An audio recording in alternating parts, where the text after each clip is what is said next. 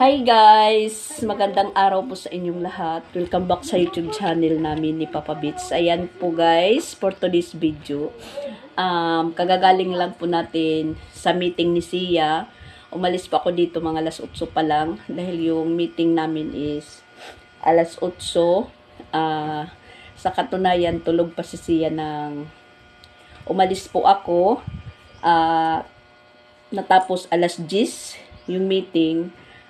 Nagpakuha po tayo kay Papa Bits kasi pinauwi ko lang muna dahil walang kasama si Sia dito dahil tulog pa nga, nagpatid po tayo dahil yung dalawa is may pasok at si Pix Vlog naman kagabi nakadating na po siya mga banda alas 11 mag alas 12 dahil timing po dumaan naman po siya doon kila Boss Tipin. Umulan po ng malakas. Kaya pinatila muna niya yung yung ulan bago po siya umuwi dito. At sabi ko nga sa kanya kung hindi pa tumila yung ulan, doon na lang muna siya matulog or ano ba. Sabi niya maaga pa daw siyang alis. Ngayon na ngang araw, maaga pa daw siyang alis dahil interview po niya ngayon. Palagi lang po si Pix Vlog interview. Sana naman po maging success na po yung lakad niya sa pag-apply sa doon sa Golden Gateway kasi pag wala talagang swerte na hindi papala rin, ganun din swerte or hindi papala rin.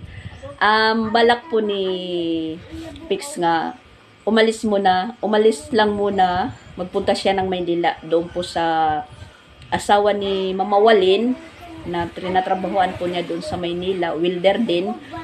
Pinapapunta po siya doon dahil kailangan po ng latiro, na which is po is yung pinapapasok si Papa Bits.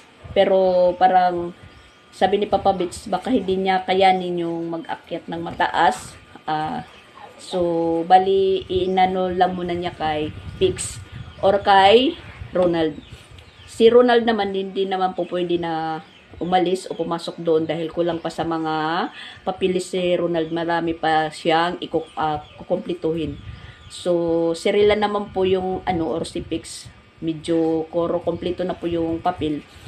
Siya na lang muna ang papasok doon na magbabaka sakali. Pag hindi po siya sinerte sa pinag-applyan niya doon sa Golden Gateway. So, ayan, medyo maano pa rin yung ulo natin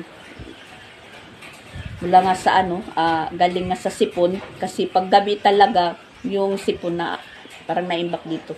Wala akong magagawa kahit anong uminom po tayo ng luya. Yun, pag uminom tayo, parang lumuluwag, maginhawa. Tapos pagka mamaya-maya, meron na naman. Pero pakiramdam ko po, medyo parang nahihinog na po siya pag sinisinga po tayo, masakit po dito. Pag singa tayo ng singa, masakit po dito. Pero parang pakiramdam ko is hinog na kasi nailalabas na po natin yung ibang mga lima. Excuse po sa mga kumakain po dyan. At si Papa Bits naman po yan. Pumasok po siya sa likod, nag-over the bakod po siya. Dahil yung mga damo po, napupunta na po dito sa amin. Parang delikado po. Kasi nga, palagi po siyang nanonood sa YouTube yung mga yung Cobra King. Palagi po siyang nanonood. Tapos, ini-estudyohan po niya kung saan po sumusuot yung mga ahas. Kahit kunting butas lang po is napapasok po ng ahas. Ako din minsan, nai-imagine ko kasi dito sa silong ng lababo namin may butas. Posible rin mapasukan ng ahas kung may ahas nga dito sa aming lugar or ahasin dito na banda. Pero parang wala naman. Wala akong nakikitang kanong mga ahas or ahas, wala pa po akong nakikita. Pero siyempre maging na lang po tayo, mag-ingat po tayo. Yan, pinasok po ni Papa Bits dyan, linilinisan po niya. Yan, ito pala ang Cobra King. Nandyan, nakaharang. Yan, bagong paligo na kasi nagising na po siya. Pinaliguan ko. Tapos na po siyang kumain. Itlog at saka Milo yung ano niya. Asan na si Papa Bits? Yun, oh. Asan na? Yun. Kita-kita mo. Yan. Nandyan si Papa Bits sa ano? Sa loob ng... Gusto ni Sia pumunta doon. Madamo. Yan po. Kumakatay na po sa ano, sa barbwire yung mga damo na pupunta na po sa yan, sa dingding. Kasi iwan ko wala na pong ano maintenance yung ano dito. Di kagaya noon na nung bagong ano tira pa lang nang nakatira dyan sa bahay is nagpalinis po sila. Ngayon wala na. Yung nililinisan na lang yung banda doon sa kanila. Kasi naman napakaluwag-luwag nito. Magpapa-grass cutter ka 2-3 araw or mga 1 week pa lang mataas na naman po yung damo. Yan, ginugunting ni Papa Bits yung nakakatay. Tapos ito na pala, pwede man ito ni mo kuha nun. Ang gunting na ditong kuwan. Akbason. Ang gunting dito nga at tarot na ipaldi. Anakon burtangan. Hindi nakakakuan. Hindi daw mapurol yung gunting.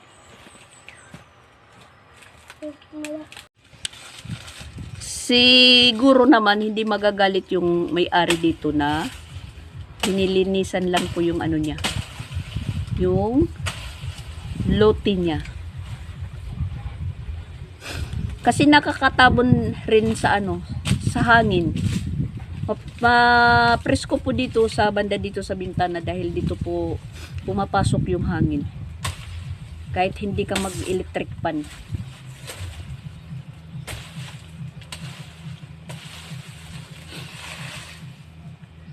Tas maganda sana kung wala ang mga damo niyan naka grass cutter. Kitang-kita mo yung kabila, doon sa kabila. May tindahan doon banda na mas malapit dito tindahan diyan sa bahay na diyan banda tindahan po yan. Ang kaso lang is hindi po kami makapag shortcut dahil ito nga nakababwire. So ang nangyayari po, umiikot pa kami. Dadaan po doon sa kalsada, tapos pupunta ka pa doon sa iskina, papunta doon. Kung dito lang hindi nakababwire, hindi inalad ng may-ari, maganda sana, malapit lang.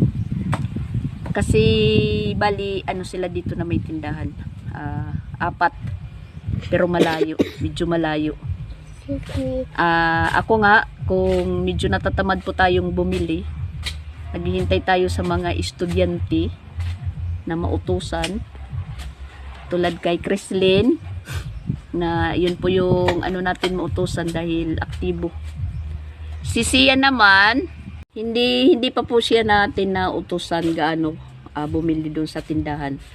Magpupunta lang po yan ng tindahan pagkasama yung ate niya. Dahil takot po sa sa aso. Minsan trinay ko po siyang kanina, hindi ako natatakot. Kumanto pa lang ako kay Madam. Trinay ko po siyang utusan bumili ng sabon. Nilinista ko pa kung ilang sabon. Tapos yung pera. Tapos yung sabi ko sa kanya, baka may sukli, hintayin mo. Sumunod naman po siya. Punta siya doon. Pero tinitingnan ko lang po siya dito sa may bintana sa kabila. Agoy, hindi po siya nakaabot ng tindahan dahil meron pong aso doon sa unahan na nakahiga lang, parang nasa tabi, humihiga. Tapos balik siya, punta siya kila Madam. Nagtanong siya, Madam, yung aso daw doon, nangangagat ba? Sabi naman ni Madam, hindi yata siya. Agoy, uwi siya dito niya, Mama Dax, may ayam doon. Kasi naman po siya ni Papa Bits pagbili. At trinay ko lang naman po siya na kung kaya na po niyang bumili sa tindahan. Hindi pa kaya ni Sia. Akal ay kanina ang pumunta pa ako ilang Excuse me po. madam ay hindi ako yung natatakot kasi may birthday po. Wow! At yung naging meeting pa pala namin sa ano niya, sa school, yung about po sa family day nila sa 24 linggo. I-timing naman po na burn out yun dito sa 24 whole day kasi 6 to 6 yung yung burn out.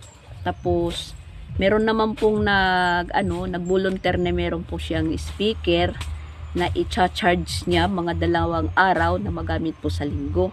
Tapos sabi ng teacher niya, kung sino daw yung may talent po na bata, sabihin para mag-present sa sa family day. Si Sia kaya pasayawin natin at saka pakantahin po siya ng Lidi Go ID. Tapos yung kinanta mo kagabi, yung kinakanta mo sa papa mo, yung always remember this way. Ano ba to? Sidaw. Matatawa ka po siya sa kanta ni Sia dahil wala po talaga sa lyrics pero tumutono. Tawa ng tawa yung mama papa niya kagabi. Naanuhan na lang po nila yung tono na kung ano yung kanta yun. Basta kagabi na pagtanto ko rin na yung kinakanta pala ni Sia yung always remember this way. Ganun ba yun? Nung marunong si Sia ng kanta. Ano ba sa tawag nun? Magkumpuni. Oh, yeah. Yun. Sa kagabi, hindi na po siya nakapaghintay sa Tito Pix niya. Nakatulog din po siya kasi sabi niya hindi daw siya matutulog pag hindi pa dumating daw si Tito Pix. Ang kaso lang, lumakas yung ulan na na-stranded po si Tito Pix doon kila Boss Tipin. Dahil meron pong pinaano si Boss Tipin kay Pix. Nagpabili po siya ng itak pang damo, pang gabas ng damo para doon sa bukid. Yung matibay na itak nandoon naman po sa Leyte, sa Carigara. Dadaanan naman po yan Carigara papunta dito sa Cebu. Yun. Nagpabili muna si Boss Tipin kay Pix. Dala-dala niya po na sumakay ng barko. Ang nag-aalanganin nga si Pix, baka bawal daw.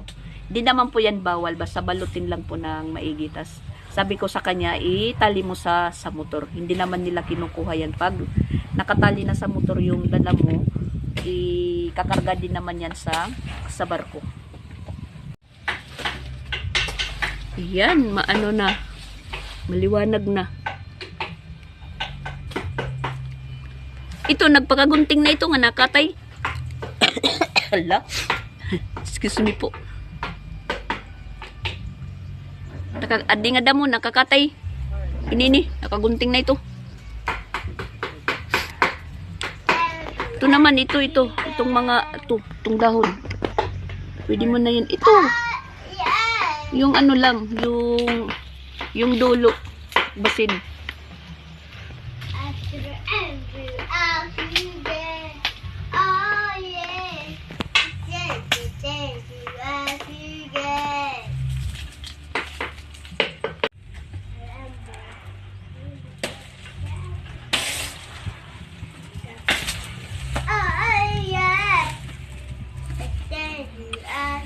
Noong unang panahon, yan dahon na niyog, ginagawa namin po yung bubong.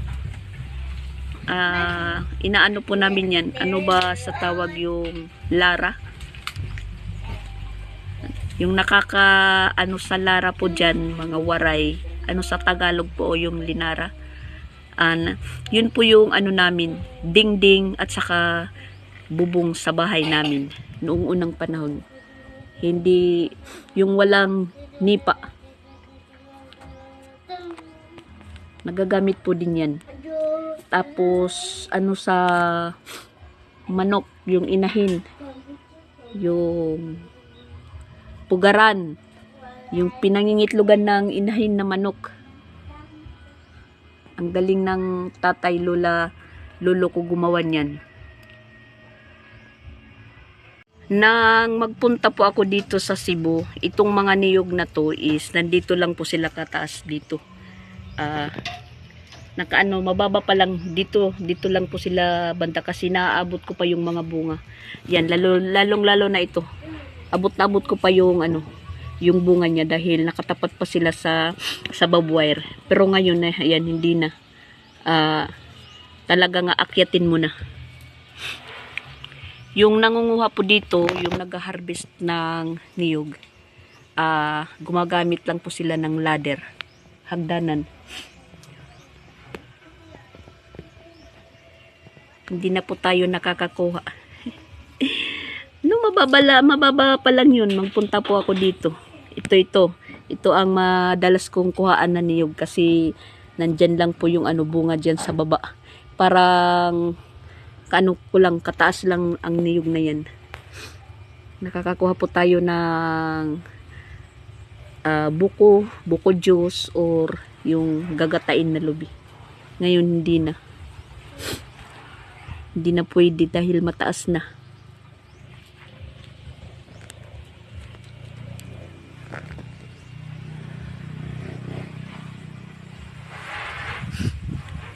Tinatali yung namin tubo. Guys, kamusta po kayo? Tapos meron akong balita. Nag-exam po kami kanina at nakasagot po ako. Yan, exam po nila kanina ni Chrislyn. Kasi paghatid ko ng pagkain niya kaninang tanghali, busy po siya. At siya yung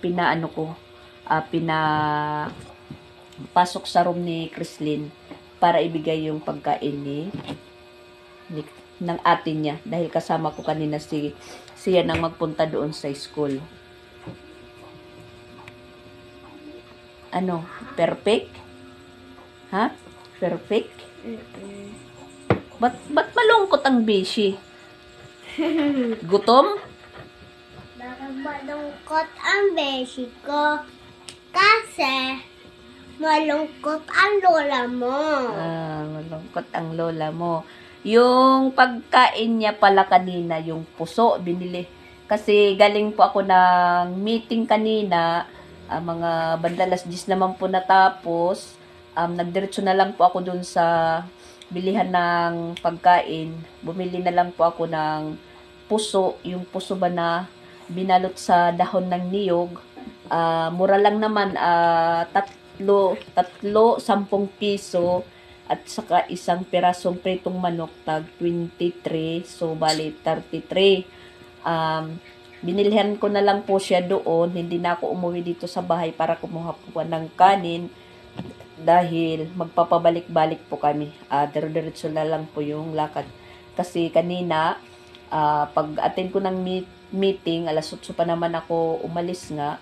Nagpatid lang po tayo kay Papa Bits, tas balik naman dito si Papa Bits uwi. Tas pagkatapos ng meeting, syempre magpapakuha o balik na naman si Papa Bits doon. Kaya yun, bumili na lang po kami ng puso. At yun, naubos po niya yung puso.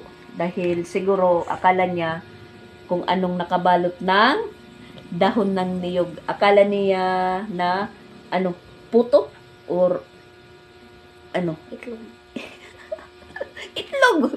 Itlog na binalot ng niyog. Agoy. Masarap ang puso. Ha? Yun na lang kakainin mo. Puso. Mas mabuti pa yung puso dahil walang hugas-hugas. Pagkatapos kumain, itatapon na yung balat, yung dahon. Kasi na po si Chrislyn yung parati po niyang baon, minsan hindi po kinakain. Katulad kahapon, sausage at itlog.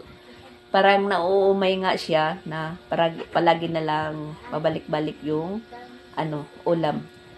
Kailangan iba-iba. At gusto niya yung mainit pa na ihahatid doon. Kasi maaga pa nga siyang umaalis. Mag-alas 7 pa lang sila at kuya niya.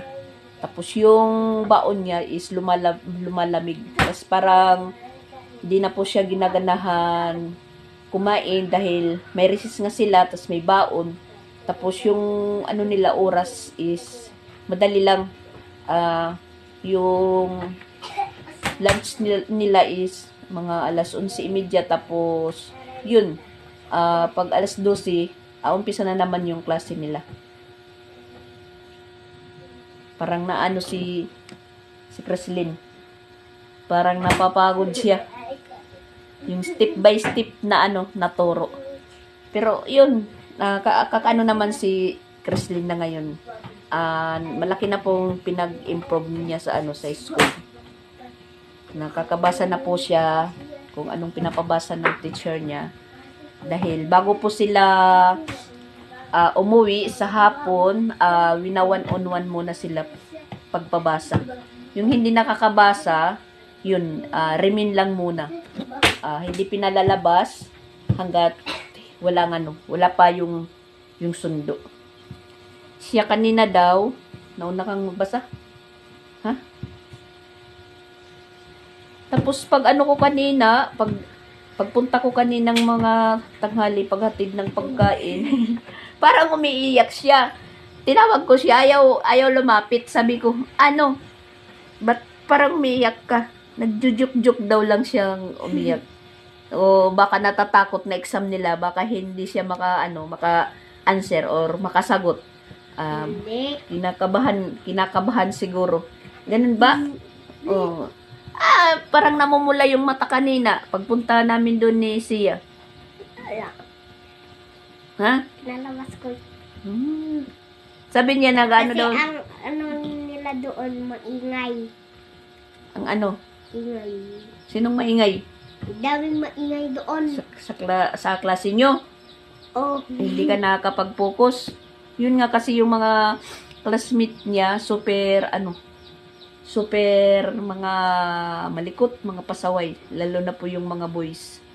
Kasi sa nila, sa classroom nila, parang marami yung mga boys kaysa sa babae. Kaya yun, sa upuan nila, pinapagpares-pares sila para hindi magchika-chika yung classmate.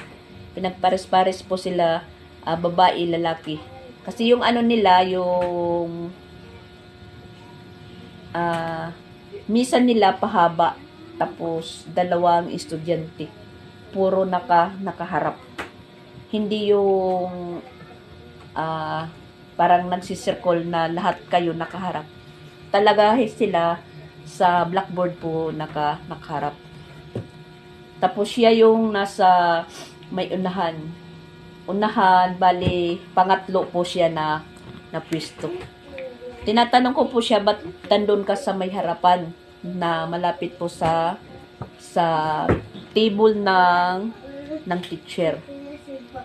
Kasi para daw ko makita kung sino yung maingay. At tinatanong ko naman po yung teacher niya kung kumusta si Chrislyn. Sabi naman ni Teacher B na okay lang po siya. Mabait naman daw. Masunurin na bata. Wow! Sabi ko sa kanya, sige, para ka magkaroon ng, kahit hindi medal, magkaroon ka lang ng award. Bumubulong siya. Kasi sa grade 1, merong mga award. Nagtatanong siya bakit ano ba daw yung mga certificate na binibigay ng teacher. Kasi yung magaling yan, kung basta sabi ko sa kanya, yung magaling yan sa klase, may mga awards sila. Sabi niya, yun pala. Kaya sabi ko sa kanya, pagbutihin mo na para ka magka-award. Tinatanong ko po siya bakit parang matamlay. Napapagod daw siya, tapos parang inaantok kasi marami daw silang sinulat. Marami kang sinulat? Yung red na notebook nandun pa. Hindi natapos daw. Tapos, Natapos? Kasi aantokin talaga yan dahil maaga ko pang ginigising. Alas 6, kakain na po siya. Tapos alis na po sila ng kuya niya mga 15 to 7 or alas 7 naman lang, alas 7:10, ganun. Yung pinakalit na alis nila dito, alas 7 Gs. Alis na po sila ng kuya niya dahil yung flag ceremony nila is 7:30. Kaya yan, parang si Kreslin. Parang hapong-hapo. Di katulad nito, naku. Kanina pa. Natulog nga siya ngayong tanghali, natulog kami. Tapos, gigising yan mga alas 2 ng hapon. Yun. Para na kami po ditong marami. Umpisa na yan ng talak. Tanong ng tanong kung ano-ano. Siguro paglaki nito, isa itong reporter. Reporter or interviewer? Ha? interviewer. Agi, dirito interviewer. Viewers. Oh. Anong gusto mo sa paglaki mo? Paglaki ko. Pag nagtapos ka na sa elementary at high school, anong magiging gusto mong kurso? Gusto mo ng sus? Excuse me, excuse po siya. Pagtrabaho ko, pagdako ko ay pag-Jollibee. Wow! Trabaho yan yung Jollibee? Kakain? Or magiging ka sa Jollibee? Servidora? Hahatag ko po mga tao Siya talaga. Ko naman po. Ikaw, paglaki mo, anong gusto mong maging? Teacher. Teacher din. Teacher daw. Para pareho ako kay Tito Jing. Yan. Ako ay... Ikaw, Jollibee talaga? Oo. Sa Jollibee ka magtatrabaho? Oo. Sige. Magbibigay ako mga tao kasi sabi ko ng sir ko, hindi ako pupunta kasi nahihiya ako. Ngayon, hindi na po. Wow, hindi ka na nahiya. Oo. Bakit wala ka nang hiya? Ay, sus, ang siyan nyo. Yan, ang siyan nyo. Talagang po yan. Pero sa school naman, hindi naman din po siya, pasaway. Behave lang po siya. Minsan, pag siguro nakakalimutan, nagpapasaway. Kasi, nung mag-story po sila ng teacher niya, tapos,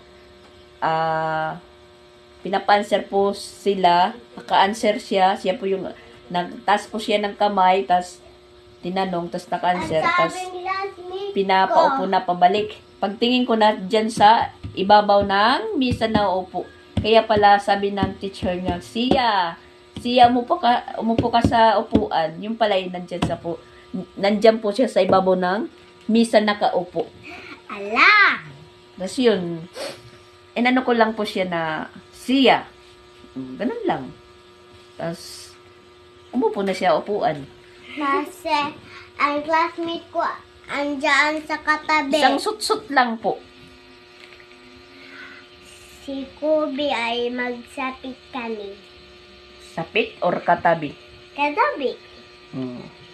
So, ayan po guys. Gabi na po. Waiting po kami kay Pix Vlog dahil siya po yung pinapabili ko ng ulam kung ano po yung madadaanan niya na ulam na mabibili pag uwi dahil galing po siya ng city. Tinanong ko po kung magagabihan po siya. Pinabili ko lang muna siya ng mauulam namin ngayong gabi. So, ayan, chinat ko po siya. Sabi niya,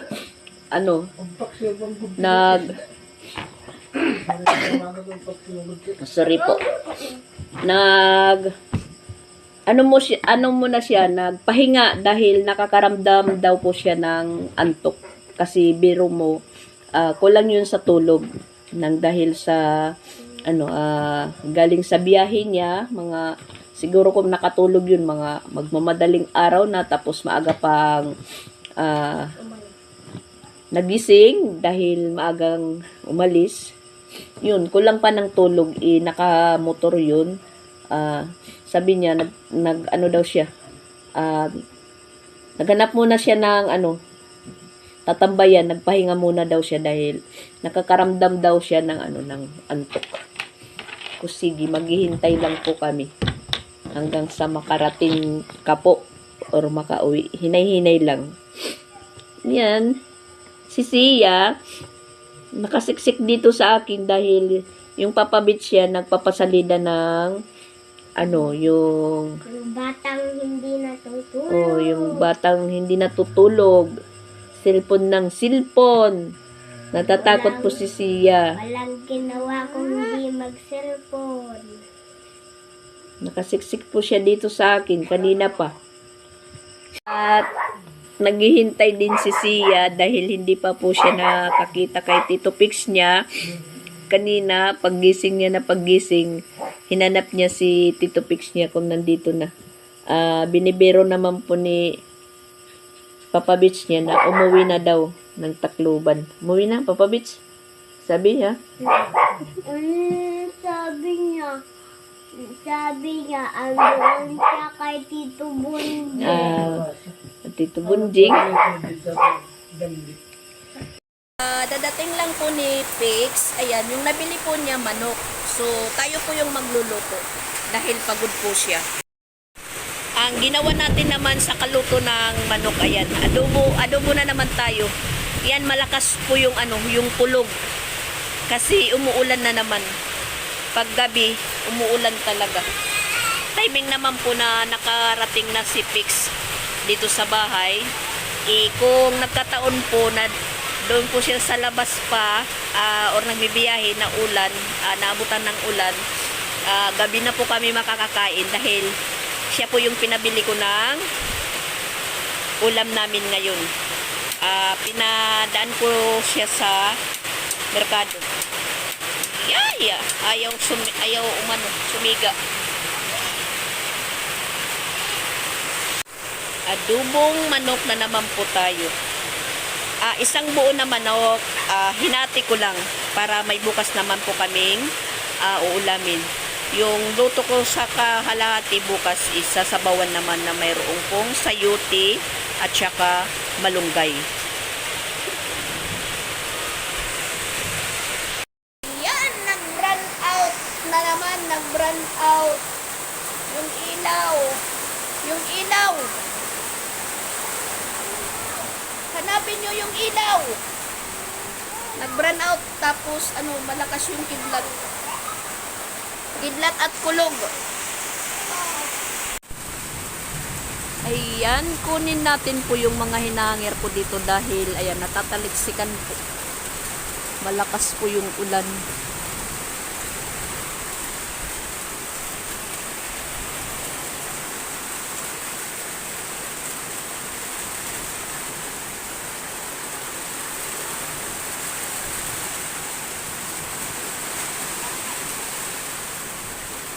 Sayang, mababasa.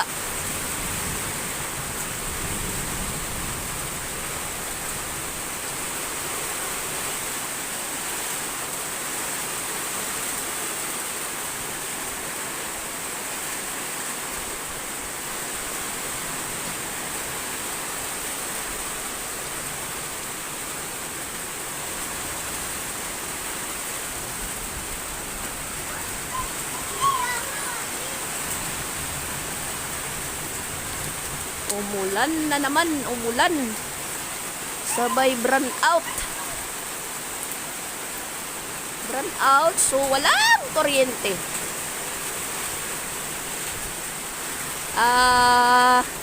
Wala pala, walang ano pala, internet.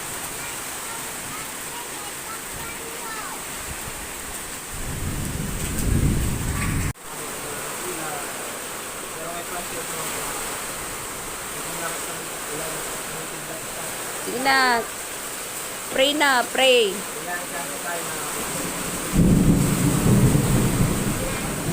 Makalakas ang kulog.